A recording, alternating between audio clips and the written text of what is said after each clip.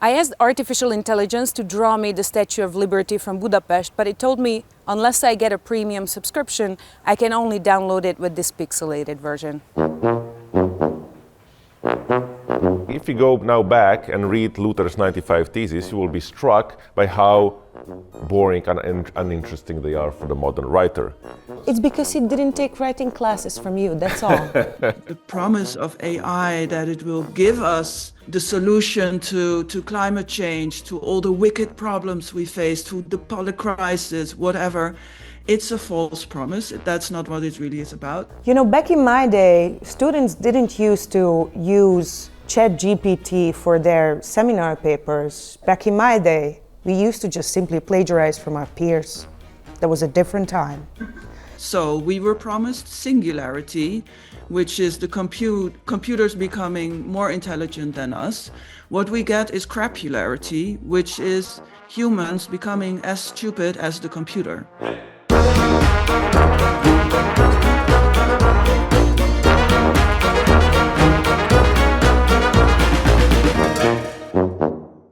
Hello and welcome to Standard Time, our talk show exploring a wide area of European matters and why Europe matters. I can testify that this text was not AI generated. Our writer actually used her brain. Thank you, Daniela. I'm your host, Reka Kinga Pop, and in each episode I'll be joined by numerous guests from all over Europe. We release new episodes every second Thursday, so don't miss out. Hit the subscribe button and set 5 to 7 alarms so you never miss an episode. Also, don't forget to turn on the subtitles in one of the 15 languages and tell us in the comments below what your mother tongue is. Okay, AI is a complicated topic. I mean, what are we even talking about? Is it ChatGPT, deepfake pictures, Google's Gemini? Let me put it simply. According to Forbes, there are two major forms of AI. There is narrow or weak AI, sorry AI, it's nothing personal, which focuses on performing a specific task intelligently, and then, on the other hand, there is generative AI. Now, this can create something new from the piece of information you gave it. It's like an imaginative friend or helper who can come up with original creative content. Now, if that sounds like a sci-fi movie, it also reminds me that those don't always end well. So let's look at the person who started this mess. Here's the father of AI, Geoffrey Hinton.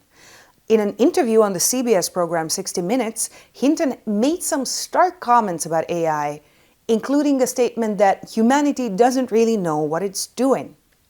Human children take 20 years to learn as much factual information and patterns as AI does in mere days. However, artificial intelligence has absorbed all the data from humanity's online repositories, but it still doesn't have the self-awareness of a 2-year-old yet. And, importantly, it will never wipe its own butt. Anyone who's ever cared for an infant knows what I'm talking about. But what's up with all the hype then? Why is everybody implementing it? Now, a lot of companies just don't want to get left behind and try to implement AI as fast as possible in their industries, even when it's not quite there yet. But there is one field where large language models have really made a huge leap and a lot of change, and that is translations. AI has made it possible to generate language versions even of human voice, so I can seamlessly speak to you in Spanish, Polish, Tamil, or German. But what if you can't distinguish between a real picture and an AI-generated one? Or we see videos of politicians who have already passed away, resurrected digitally to influence elections. If they start resurrecting more people, I will soon be out of a job. How will this affect journalism as we know it? Let's talk about the good, the bad, and the ugly with our esteemed guests today. Luka Lisjak Gabrijecic is a Slovenian historian, political analyst, essayist, and translator. He is the editor of the journal Razpotja and a member of the Eurozine editorial board. Mustafa Ünlü is a documentary filmmaker, a journalist, and a publisher from Turkey. He's a pessimist about new technologies and its effect on humans, but he hopes that it has red lines to stop the hazard at some point. Miriam Rasch is a writer and philosopher who publishes about ethics and technology, media and literature. She works as research educator at the Willem de Kooning Academy in Rotterdam, the Netherlands, and her book on ethics in the age of dataism is titled Friction and was published in a gazillion languages.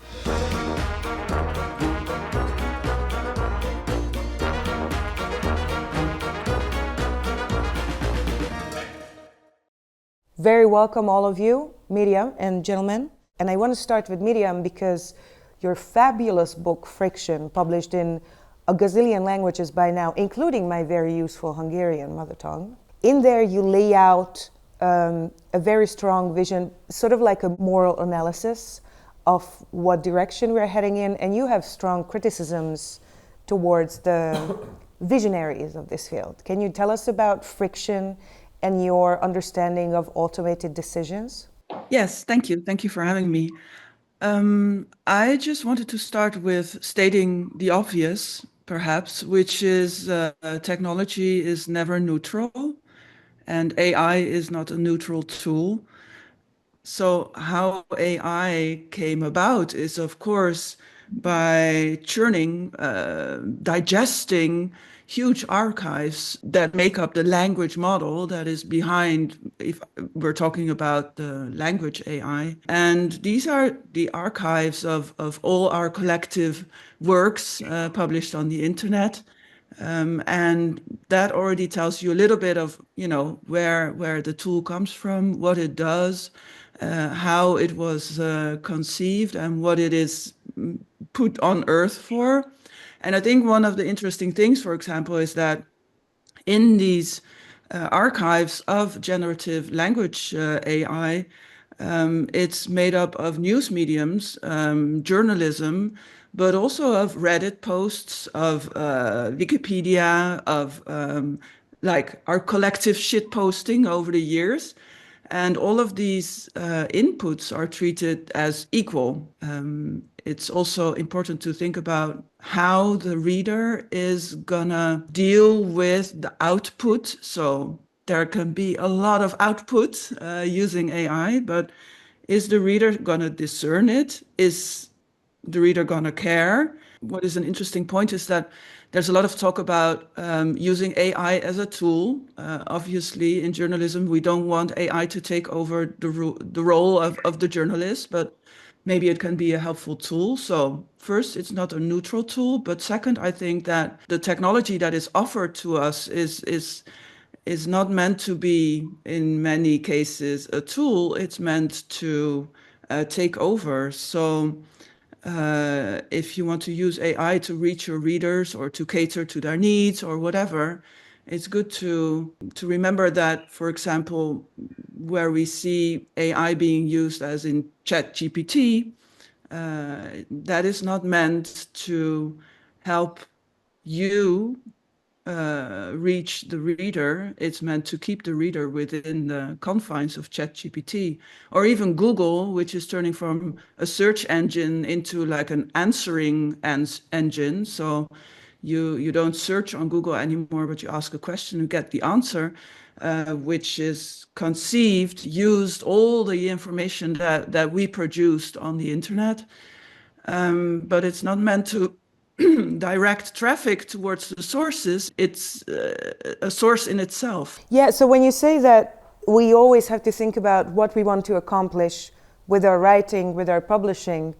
And I'm always sent back to this question, what do we, by the way, want to accomplish by generative AI? Because there's always the tall tales of promising you the entire world and it's going to be so much better. We heard these promises in the 90s about the internet, and that's not particularly what came of it. So I think it's always important to tell actual predictions or visions from marketing bullshit. Since you are very critical, Mustafa, I know you're quite pessimistic about this. Let me go to the one sort of more upbeat guy here, Luka. What is the actual sort of inherent promise of this technology that we can expect? Let me take a step backward. I'm a historian after all, and it's a bad habit to quote oneself, but I cannot but remember a text that I wrote back in 2017. Back then, you might remember it was the anniversary of the Reformation of Luther's 95 Theses. And I wrote a text saying, if you go now back and read Luther's 95 Theses, you will be struck by how boring and uninteresting they are for the modern writer. How little you understand, because these are quite esoterical and finely attuned theological discussions. It's because he didn't take writing classes from you, that's all. It's just a stylistic thing. Thank you, but it is not. Or it is also a matter come on. of a different content. But my point was different. There is a chasm separating us, and that a chasm that is separating us from 1517, it's significantly bigger than the chasm that is separating us for a generation of writers later, especially in terms of style. What happened between really the massification of print happened. And to understand the Reformation, it's not so much about the theological content which was fought over, which is surely extremely important, but the fact that this new technology, the print, enabled something, really a revolutionary transformation. And the print back then really transformed the society as well. It was definitely, as Miriam said, the medium was not neutral. Suddenly the word was accessible to the masses as it had not been never before. And for sure you can actually see the change in the tone and in the quality. I for sure believe that there were cultural pessimists, and of course there were cultural pessimists back then in the 16th century who might have thought, oh my God, what has this print done to us, And it is true. The print, the advent of print, was absolutely necessary to understand the religious wars, the upheavals, which somehow are almost like a reflection of what would come later. These great theological struggles that engulfed Europe and that now engulfed all the regions of the world. But there was no way back. With internet before, and now even more with artificial intelligence, with generative and non-generative artificial intelligence, we are in this point of history in which we should contemplate what is being lost. Depth is being lost, reflexivity is being lost, and we have to fight against it. But it's also technology that is bound to transform a lot of societies. So just engaging in cultural pessimism is not going to be enough. What I'm reminded all the time is that we talk about technological changes afterwards, or we oftentimes teach technological changes and discuss them in public discourse like it's a specific point in time. You cite Luther, we talk about Gutenberg, we appoint these arbitrary points in time. They are only handrails for us to kind of understand the time dimensions of the transformation, right? So it's not like Gutenberg invents something like in a movie and then suddenly the world revolves around its corners. Mustafa, I know that you have huge criticism about the introduction of these tools, not even necessarily in journalism, but competing with journalism. It's very ironic maybe. Last week, the Nobel Prize went to physicians working on AI, and one of them is Geoffrey Hinton. He's the godfather. He's named as the godfather of AI, which expressed his regrets. In terms of journalism, the problem is, I think, it's not what AI can capable to do or not.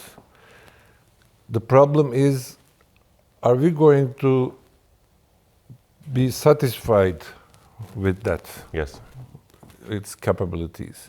There is a limit, I believe, in terms of some areas, and journalism is one of them, because you need human touch in journalism. Another thing, for example, I cannot, how I can trust a thinking creator which doesn't have ability to empathy. Now, if you like what you see, and if it managed to make you laugh at least once, please support our work and go to patreon.com/Eurozine. This is the magazine presenting this show. You can pledge as little as €5 a month, or whatever you can afford, and you'll get access to bonus materials, early access, and even get to suggest topics and questions. I'm not particularly convinced that creativity is the one thing we should be mostly concerned about. It is more empathy and responsibility, right? Right. And I'm often reminded how weirdly we thematize this, that media consumption today is way more personality driven than, let's say, 2 decades ago. And maybe this attachment to personalities, which is why we show the faces of our editors, so that people actually understand who's bringing them the content that we are offering. Maybe this is a weird, almost hipsterish sort of backlash that you want to attach to people, you want to grow trusting relationships with them. Now, what we know that, for example, it's already able to do this AI tools, they're using these tools for some kind of news gathering. I'm a documentary filmmaker, and to make a good documentary film, a touching, a dramatic film, you have to spend months. You have to live with your object, your character. Mm-hmm. Yes. Just for one moment, sometimes. Just one moment, you have to be in the right place on the right time, so that you can get the story and get the drama in the story. It's a touching point. Well, I mean, I'm pretty not sure that AI will go for that. I mean, AI can get it. It needs a connection between my character. It needs a trust between my character. And I have to be, in ethical point of view, as much as I get into their lives, but they're intimately, but I have to keep something out of it. I wouldn't really take issue with the so-called donkey work, grueling, monotone work, being outsourced to machines, which AI arguably is. So, for instance, large data analysis in investigative journalism or data journalism. I think the problem, at least in my head, is on the investors and the employer side, because we can very much rethink how we organize work, and humans are extremely good at finding meaning and meaningful solutions to new situations. Employers aren't, and investors aren't, and governments often aren't, because ultimately one promise in there that we don't openly talk about, but it's always inherent in tech bro talk, is that you will be able to lay off so many people. And that's also happening, for instance, in the tech sector. Miriam, you write in your book about the sort of automation of decisions and how they are channeled into narrower and narrower paths. How do you think this works in the tech investor side?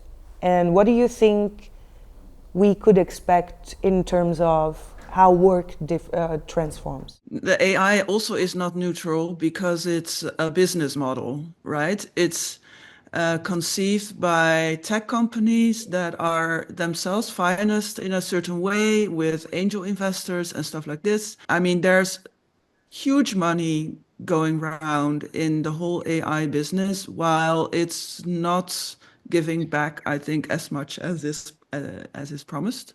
So it will need to start, give a return on investment. The word that keeps returning in my mind, also listening to you talk, is a term that a colleague of mine, Florian Kramer, wrote an interesting essay on, which is crapularity. So we were promised singularity, which is the computers becoming more intelligent than us. What we get is crapularity, which is humans becoming as stupid as the computer. We get these hallucinations by AI systems and we take them for granted. We go to Google to ask a question. We are told that we can put gasoline on our pizza for better taste. I mean, some people might even do it, Some people started drinking bleach to fight COVID. A lot of the promises, indeed, it's like with social media, the promise of social media was that we would all be connected, we would have friends, the world would become a better place, world peace is possible if we are all Facebook friends. But of course, if you look into, let's say, the data and the history, that that was not why the social media were conceived of in the first place. It's always also about money and business and making a profit, and especially in the US business models, I think. So I also believe that the promise of AI, that it will give us, the solution to climate change, to all the wicked problems we face, to the polycrisis, whatever, it's a false promise. That's not what it really is about. So we also shouldn't think that is what we're gonna get. Usually, I can be a little bit optimistic because I do believe in human skills, let's say. So the crapularity threat is that we dumb down to the level of the computer. And I mean, that happens, I guess, but it's not inevitable, that part of the story. I agree with Mustafa. I mean, there's stuff like the human voice, empathy, like connections, not in the sense of Facebook friends, but in the human sense. And this is something that the computer can't do yet, the AI can't do yet, and it's where we could do better. And what I also try to do is like, okay, let's learn from AI about what people wish or what they would like. And as an educator, it's of course a big problem in education that students use ChatGPT for writing papers and so on. They don't want to sit and do the work, but also they just want to be explained stuff, and they want to be able to, ask about details. They want a conversational tone. And these are things that we maybe can learn something from. Yeah, grounds for some optimism there, because students, of course, they also want to be efficient. Readers, they want to know answers. They want like bullet points. What should I know? But there's also a need indeed for voice, ethical reflection, connection, and so on. So I think that is maybe where we can move forward. You know, back in my day, students didn't used to use ChatGPT for their seminar papers. Back in my day, we used to just simply plagiarize from our peers. That was a different time. And I think at this point we can admit we all use automatic translation to some extent.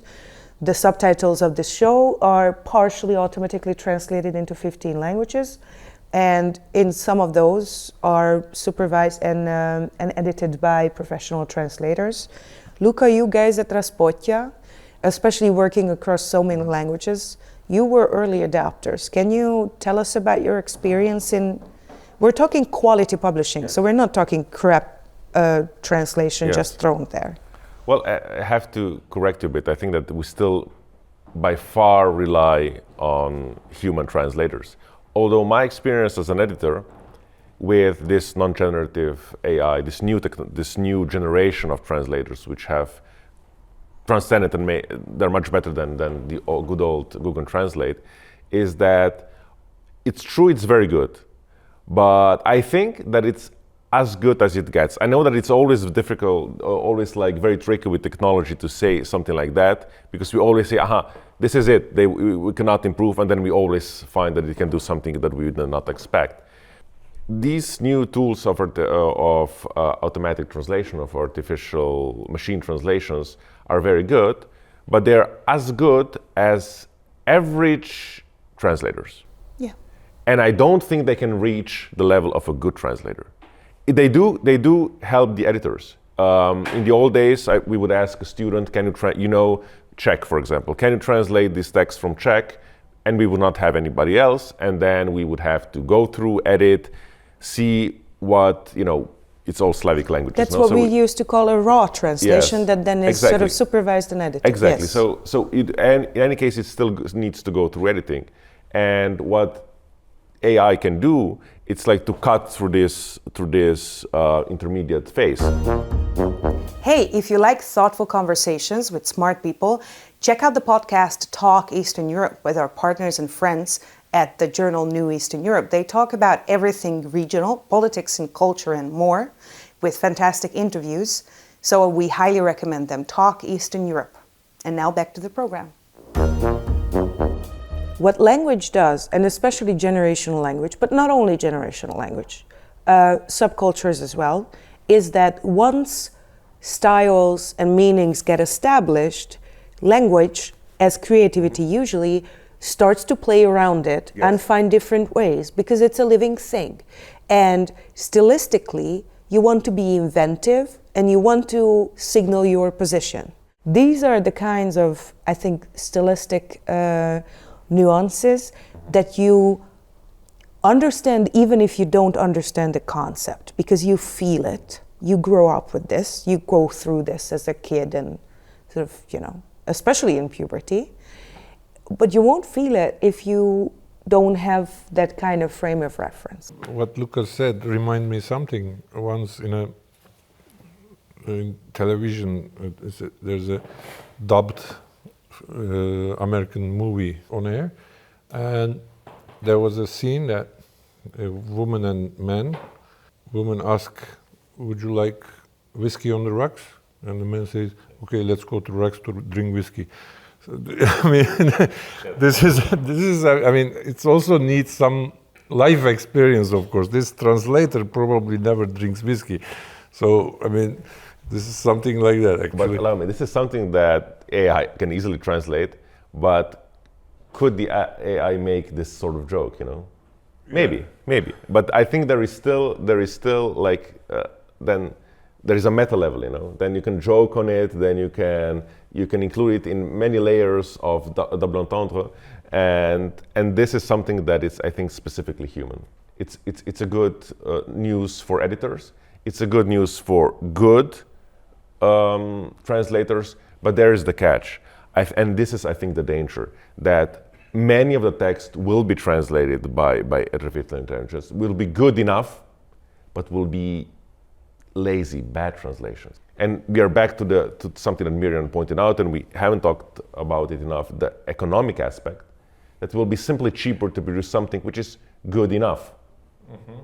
And we will significantly lower the quality. And we know as editors that it's very important in what we do, also to a certain sense to, I don't like this term, but let's say educate the readership, or tell the reader, look, you can do better, you know, you maybe you want better, and then the reader at a certain point says, yeah, actually I do. So you always have to create your own audience, and I'm afraid that since the economic aspect, since it's going to be so much cheaper to do it with AI, in translation, in text and so on, it's going to flatten out lower, because this is what people are going to be served, and this is what everybody counter, and they will lose the taste for nuance. They will lose the taste for more sophisticated content. I want to take issue with this because I really strongly feel that it's not the audience's expectations that define this process. We always cite what people watch, but what people watch and what they reach, what's offered to them, is extremely tailored. So it could be tailored into a direction of demanding more quality. I agree. Of developing secondary competence. We call it secondary competence in, for instance, dealing with much older registers of text, yes, which you don't sort of speak per se, but you learn to have some kind of a feel for, I don't know, like language historians, for instance. You can grow this yes, layer of literacy for reading machine translation, but in order for this to happen, there are a lot of human decisions that have to precede this. And here I come back to priorities and policies, and especially the willingness to actually insist on people staying in these positions of responsibility. For some reason, and it has been my impression for a long time, the thing that people with great amounts of money hate the most is paying wages to others for work. I don't understand why. Paying wages is my best day in the month. I love it. I love paying people for their work. But it is possible, like this can be a decision that you insert this layer of ensuring quality, you insert legal guarantees, policies, frameworks, technology to make sure that when Google tries to become this closed ecclesia, which we come back to Reformation, but that's basically what they're building. They're building a closed universe that you don't exit. That's what Facebook is doing with penalizing external links. That's what Twitter is doing, penalizing external links. They want you to stay in there. There is a point of intervention, and I don't think it's impossible. We always talk about these in terms of really determination. I don't think it's predetermined, is it? One of the things that is hated at least as much as paying a decent wage is our imagination. Yeah, we can try to teach our readers or our students to do it, but it's going against like what the technology is there for. So my biggest concern is that, while obviously translation technology is a very useful tool, and it can actually help like multilingualism, but it goes completely beyond the notion of what translation of literature entails, like all these things we've been talking about indeed. The commercial AI technology is never gonna be meant to make literary translation, because there's no money in it. And I'm wondering, how can we, especially in the field of translation, like use the benefits of it while not forgetting what indeed like real quality translation actually entails, like, and that entails time and experience and all these things. For example, cinema is on the line now. I mean, the next step for the AI will, because they can create characters, they can create the stages, everything, and write the scenario as well. But we know that for decades, for the Hollywood cinema is, of course, best-selling cinema, and makes films with shablons, movies with shablons in several genres. But we have to consider Kurosawa, we have to consider Nuri Bilge Ceylan. I mean, lots of art. Never can get that level. And how can we expect from AI on this? Finally, on journalism, back to journalism, the risk is there. I mean, you can pump in the market this kind of Hollywood, AI movies with the shablons, with different characters and stages, or the level of journalism we are mentioning. And of course, I believe the real journalists will exist, because they will make more human stories, more reportage, which is reportage you need to take the pulse of the people on the street, wherever it is. But the risk is if they will be called as rebel journalists. How difficult it is, for example, to translate poetry. And you might think, oh, this is something that AI is the last thing that it will be able to do. But no, look at old poetry, hexameter, rhymes. This, when you're translating this and you want to keep the original form, you have to do a lot of mathematical, which are the words that I could use that fit this translation. This is mathematics, especially old poetry is mathematics. I mean, the classical one, the Greek and Roman especially. And this, if it's tailored, if it's well designed, can be extremely useful for translators of poetry. You don't need to search in your language, how can I fit the meaning into this structure with rhymes, with hexameters, or anything. You can search. You can search and it gives you a list of words. This I could use. But then you still need the human, you definitely need the human translator to say, among these options, which now I did not search my memory or very specific dictionaries, but I can find it in a second. Among these options, I am still the one who has to choose the one that fits better the meaning. And not just the meaning, but the period, all these other nuances, which, however, I think AI cannot get. And so I think that we do have a lot of space for AI to help us doing really meaningful job in a better way. I mean, the problem is who will be the boss, who will be the tool. Absolutely, yeah. Ultimately. Well, we have to fight. That's why we have to fight with artificial intelligence to keep to remain in charge. And it's not going to be easy, though. However. Yeah, I also don't see any translators complaining about not having to page those big old dictionaries anymore and Yes, get silly courses because we have the digital ones. Although I do have to say that my experience with the digital dictionaries that were set up by actual linguists happen to perform very differently to these large language models. Yes. So I wholeheartedly Absolutely. recommend Absolutely. those approved by your Science Academy of choice. Thank you, everyone. Thanks so much. And we almost have a positive note to end on.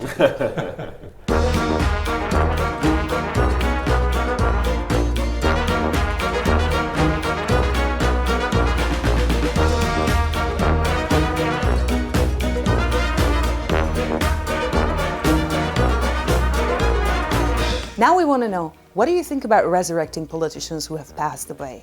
What do you think about generative AI in general? Let us know in the comments below, and while you're already rummaging down there, give us a like and subscribe to our channel. This talk show is presented by Eurozine, and if you haven't heard of it, you should check it out right now, because this online magazine trades in a scarcity item, and that's insight. Eurozine publishes thoughtful long-form articles from more than 100 partner journals across dozens of European languages, and you have access to it for free. Display Europe is the force behind this project. It's a content-sharing platform that offers you articles, podcasts, and videos about European politics and culture in 15 languages. And yes, they don't abuse your user data. I know it's unbelievable. Go check them out at displayeurope.eu.